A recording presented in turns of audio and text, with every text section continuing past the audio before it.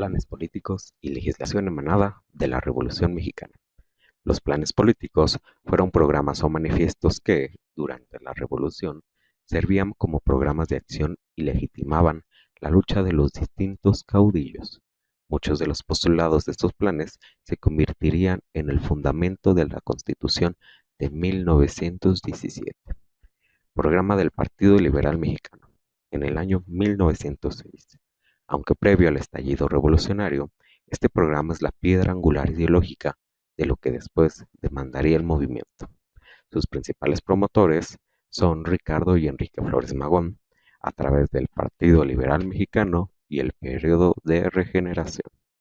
Dentro de sus principales demandas estaban las políticas, con la famosa frase sufragio efectivo y no reelección. En dicha frase se hacía combate contra la dictadura porfirista. En las demandas laborales se solicitaba jornada de 8 horas, salario mínimo, indemnización por accidentes de trabajo y la prohibición del maltrato infantil. En las demandas sociales se solicitaba la nacionalización de los recursos del subsuelo, educación laica y obligatoria y reformas agrarias. Influencias. Si bien el Partido Liberal Mexicano fue reprimido, su programa influyó enormemente en Madero y sobre todo en las fracciones más radicales como zapatismo y villismo. Como dato curioso, el origen anarquista, el programa era liberal radical. Para 1906, los hermanos Flores Magón y su círculo más cercano ya se habían convertido en el anarcocomunismo. El programa fue una carta de presentación pública, pero su correspondencia privada, en inglés para evitar censura, Plan de San Luis, 5 de octubre de 1910. Este plan es el detonante formal de la Revolución Mexicana. Su principal promotor es Francisco I. Madero. Principal demanda en el ámbito político es el desconocimiento de las elecciones de 1910 y de Porfirio Díaz como presidente. Madero se autoproclama presidente provisional, principio de la no reelección, que es el eje central de esta lucha. En el artículo tercero se convoca al pueblo a tomar las armas el 20 de noviembre de 1910. En el ámbito agrario, incluía un vago llamado a restituir las tierras a quienes hubieran sido despojadas, lo que abrió la puerta en las demandas agrarias. Como dato curioso, se tiene el espíritu contra la letra. Aunque el Plan de San Luis es famoso por su lema sufragio efectivo, no reelección, el documento original no contiene esta frase textualmente. La idea está implicada en otro texto, pero la frase se popularizó como el resumen de su esencia. La neta sí saca un chorro de onda los precios de los juguetes, pero no manches, ¿sabes? No mames, macha zapatista, zapata, vive la lucha, sí. Plan de Ayala, 28 de noviembre de 1911. Presentaba la radicalización de la revolución y la demanda social más concreta, la tierra. Su principal promotor es Emiliano Zapata, tras sentirse traicionado por Madero, quien no avanzaba en la solución del problema agrario. Dentro de sus principales demandas se tiene la agraria, que es el desconocimiento de Madero. La demanda central era la restitución de las tierras, montes y aguas a los pueblos, que se les habían sido arrebatados por los hacendados. Expropiación de las tierras. Establecía que se expropiaría previamente indemnización, un tercio de las tierras de los asentados para dotar a los pueblos. Su lema, reforma, libertad, justicia y ley. Su lema más famoso fue la tierra es de quien la trabaja. Como dato relevante, tierra y libertad, aunque el plan no incluye esta frase, se convirtió en el lema inseparable del zapatismo. Fue un préstamo ideológico de los magonistas, que a su vez lo tomaron de la revolución anarquista rusa. Un plan plagiado. La estructura y gran parte del lenguaje del Plan de Ayala son una copia casi literal del Plan de San Luis.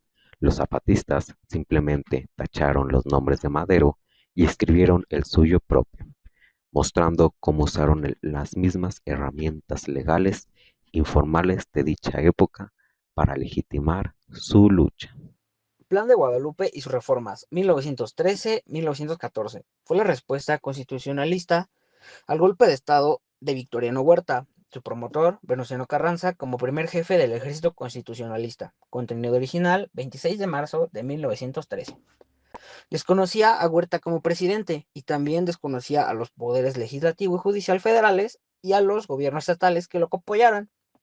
Se designaba a Carranza como primer jefe y se le encargaba restaurar el orden constitucional.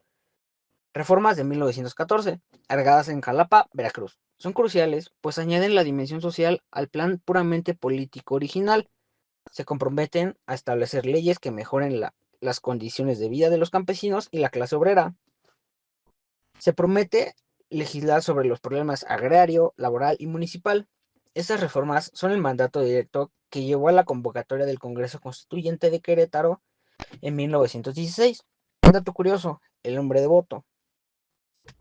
El plan se redactó en la hacienda de Guadalupe, en Coahuila.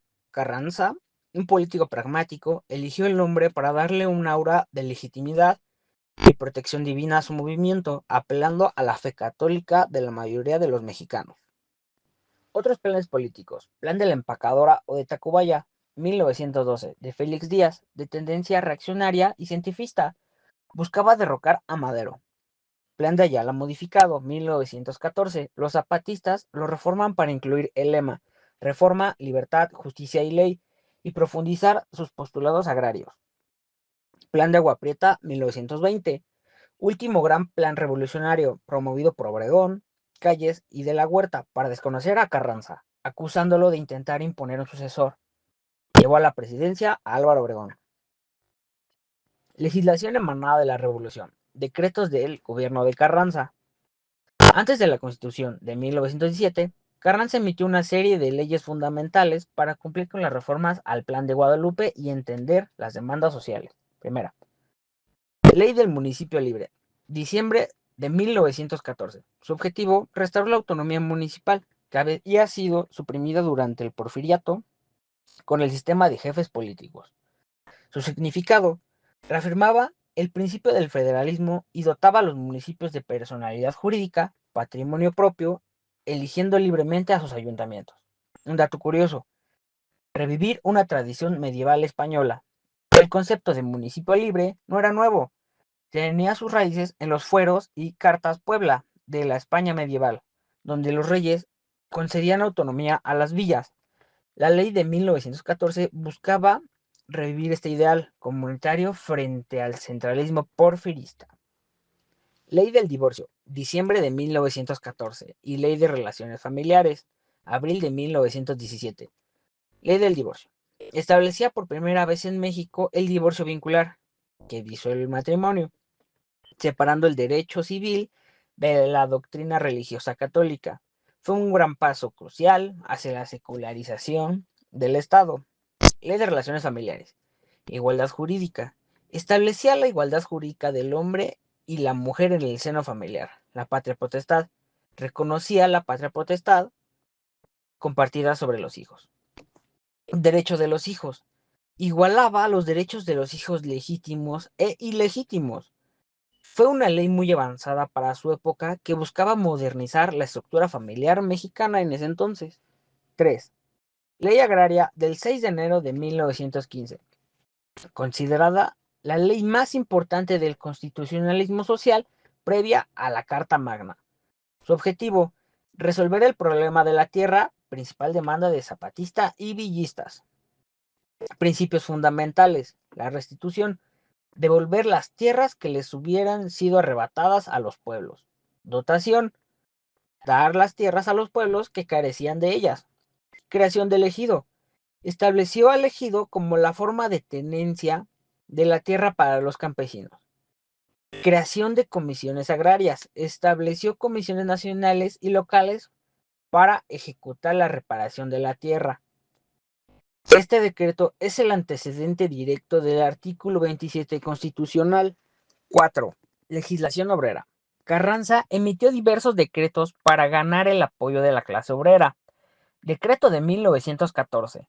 Establecía la jornada máxima de 9 horas, prohibía el trabajo a menores de 12 años y el pago de vales. creación de departamentos del trabajo, 1915, para mediar en los conflictos obreros. Su influencia, esa legislación, junto con las demandas del programa Partido Liberal y la influencia de la Casa del Obrero Mundial, sentaron las bases del artículo 123 de la Constitución de 1917, que se convertiría en una de las cartas de derechos laborales más avanzadas del mundo en su momento. Llegamos a la conclusión. La transición del derecho mexicano del siglo XIX al siglo XX se dio a través del crisol de la revolución. Los planes políticos fueron la expresión viva de las aspiraciones de las diferentes facciones, mientras que la legislación de Carranza materializó esas demandas en un marco jurídico. Este proceso culminó con la Constitución Política de los Estados Unidos Mexicanos de 1917, que consagró los postulados sociales de la Revolución en sus artículos 3, Educación, 27, Propiedad y Tierra, y el 123, que es el trabajo, creando un nuevo pacto social que definiría al México del siglo XX.